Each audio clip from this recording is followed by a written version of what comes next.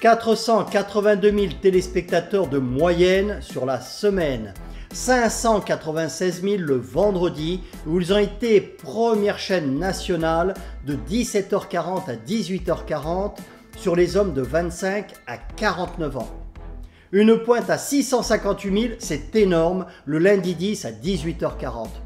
Comment ai-je pu critiquer cette émission géniale qu'autant de personnes ont regardé et commenté? Comment ai-je pu? Enfin, génial, c'est pas parce que beaucoup de personnes regardent que ce n'est pas de la merde. Et oui, sinon Cyril Hanouna et Aya Nakamura seraient au chômage.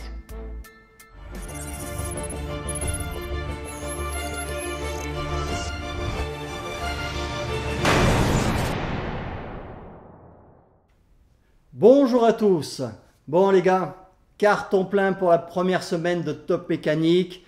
En plus, il y a des rediffusions à gogo. Certains épisodes ont dû dépasser les 2 millions de téléspectateurs en cumulé. Chapeau bas RMC Découverte, vous êtes les meilleurs. En plus, ils ont teasé comme des fous sur YouTube et forcément, les extraits que j'ai vus m'ont donné envie de regarder la seconde semaine. Bon, pas en entier, hein, on va pas se mentir. Mais je dois avouer, et on va en parler, qu'ils ont élaboré un scénario hyper machiavélique qui a super bien marché. Donc, on peut dire que pour sa première semaine, Top Mécanique a assommé toutes les autres émissions automobiles de RMC Découverte. Et là où ça devrait leur faire se poser des questions, c'est que ça a fait 60% d'audience en plus que Top Gear France, qui est à l'agonie depuis plusieurs mois déjà, et qui coûte au moins 10 fois plus cher à produire. Donc moi, si j'étais le directeur de la chaîne ou des programmes, même sans être très intelligent, je me demanderais s'il n'est pas largement temps de remplacer la bande de pieds nickelés qui anime cette émission par des personnes peut-être un petit peu plus crédibles et compétentes. Car pour l'instant, ils ne font qu'une très pâle copie de ce que faisait Clarkson et son équipe il y a déjà 20 ans. Donc, dans cette deuxième semaine qui a été animée par l'excellent Olivier De Stefano, ils ont fait fort. Ils ont fait très fort au niveau de la production. Premièrement, parce qu'ils nous ont mis une équipe de Marseillais que l'on aurait pu imaginer être des bras cassés et qui ne l'étaient pas du tout, et deux frères, Jérémy et Joey, qui venaient de Moselle, je crois, et qui en plus de s'exprimer par onomatopée, étaient mécaniciens comme moi. Je suis astronaute. Et ensuite, ils ont joué sur la fibre sentimentale, car en plus de nous montrer le père et le fils comme des gens sympathiques et attachants, ils leur ont fait subir des injustices avec une voiture moins bien et des pièces détachées non disponibles, alors que tout l'était pour les deux frangins qui étaient, on va dire, assez incompétents et nonchalants et qui avaient une meilleure voiture. Si les frérots comptaient faire passer à l'as leurs problèmes de porte, eh bien c'est loupé.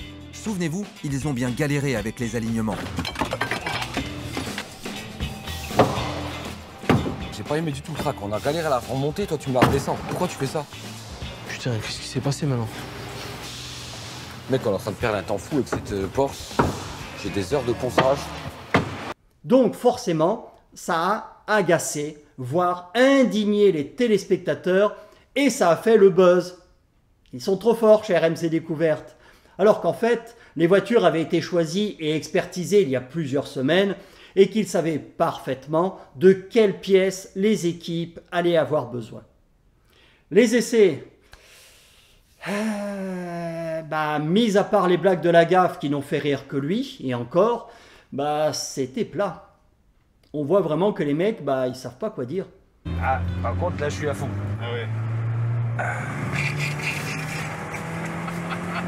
Pédale un peu, Maxime, s'il te plaît. Elle a pas le moment. Même les essais de Jerry dans Wheeler Dealer paraissent passionnants à côté de ça. C'est tout dire. Voilà, donc même si je n'ai pas tout regardé car c'était trop long, j'ai quand même trouvé cette seconde semaine plus intéressante que la première. On va voir ce que donne la troisième. Et oui, je ne peux pas ne pas faire de vidéo sur l'émission phare du moment. Donc je vais plus ou moins la regarder en accéléré.